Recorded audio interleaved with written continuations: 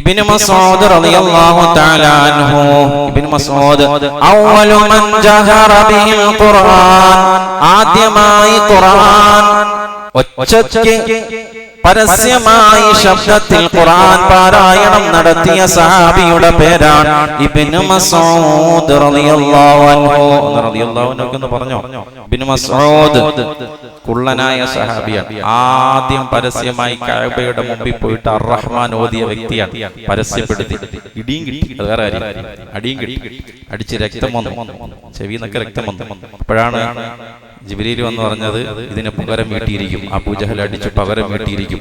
അബൂജഹലിനെ 2 ചെറിയ മക്കൾ വെട്ടിയിട്ടപ്പോ ചെവിയുടെ ഒരു വശത്തു കൂടി വള്ളി കയറ്റിയിട്ട് ഇപ്പുറത്തെ ഭാഗത്തൂടെ വള്ളി ഇറങ്ങിയിട്ട് ആ തലയോട്ടി വലിച്ചോണ്ട് വന്നു. ആര്? ഇബ്നു മസ്ഊദ് റളിയല്ലാഹു അൻഹു. പകരം വീട്ടി ചെവി അടിച്ചു പൊട്ടിച്ച സഹാബി അബൂജഹൽ, അവന്റെ ചെവി തന്നെ, അവന്റെ തല തന്നെ ഇബ്നു മസ്ഊദ് റളിയല്ലാഹു തആല കൊണ്ട് ഇട്ടു കൊടുത്തു. ആദ്യമായി തഅല്ലമുൽ ഖുർആൻ അൻ അർബഅ, 4 പേരിൽ നിന്ന് നിങ്ങൾ ഖുർആനിനെ പഠിക്കണമെന്ന് മുഹമ്മദ് മുസ്തഫ. ഉബയ്യ് ഇബ്നു കഅബ് റളിയല്ലാഹു അൻഹു, സാലിം റളിയല്ലാഹു അൻഹു, അതേപോലെ തന്നെ മുആദ് റളിയല്ലാഹു അൻഹു, അതേപോലെ തന്നെ ഇബ്നു മസ്ഊദ് റളിയല്ലാഹു അൻഹു.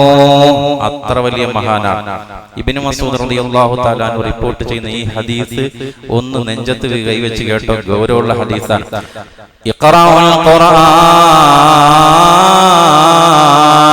ഫഇന്നൽ ഖുർആൻ ലാ യുഅദ്ദിബു ഖൽബാ. ഖുർആൻ പാരായണം ചെയ്യുന്നവരുടെ ഹൃദയത്തെ അല്ലാഹു ശിക്ഷിക്കൂലെന്ന് മുഹമ്മദ് മുസ്തഫ. എന്താ ഹദീസ്! ഖുർആൻ നിരന്തരം ഓതുകയും ഖുർആനിനെ സൂക്ഷിച്ചു വെക്കുകയും ചെയ്യുന്ന ഹൃദയം, ആ ഹൃദയം നാളെ ശിക്ഷിക്കപ്പെടൂല, അല്ലാഹു ശിക്ഷിക്കൂല. ഫഇന്നൽ ഖുർആൻ ഫഇന്നല്ലാഹ ലാ യുഅദ്ദിബു ഖൽബൻ വഅൽ ഖുർആൻ. ഖുർആനിനെ സൂക്ഷിച്ച ഹൃദയം, ഖുർആനിനെ സ്നേഹിച്ച ഹൃദയം, ഖുർആനിനെ തലോടിയ ഹൃദയം, ഖുർആന്റെ അഹ്ലുകാരെ സ്നേഹിച്ച ഹൃദയം, ഖുർആൻ നിരന്തരമായി പാരായണം ചെയ്ത ആ ഹൃദയമുണ്ടല്ലോ, അത് നാളെ അല്ലാഹുവിനെ ശിക്ഷിക്കാൻ അധികാരമില്ല. അല്ലാഹു അവരെ ശിക്ഷിക്കൂലെന്ന് പുണ്യ റസൂൽ മുഹമ്മദ് മുസ്തഫ. എന്നിട്ട് ഹബീബായ തങ്ങൾ പറഞ്ഞു,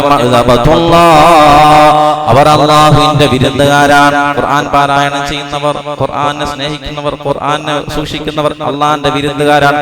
വമൻ ദഖലഹു, ആരാണ് ആ സുപ്രയിൽ കയറിയത്, ആരാണ് ആ വിരുന്നിൽ ഉൾപ്പെട്ടത്, വഹുവ ആമിനുൻ, അവൻ നിർഭയത്വമായി, അവന് നിർഭയത്വം, ഒരു ഭയമില്ല. ദുനിയാവിലും ആഖിറത്തിലും അവന് ഭയപ്പെടേണ്ട കാര്യമില്ല.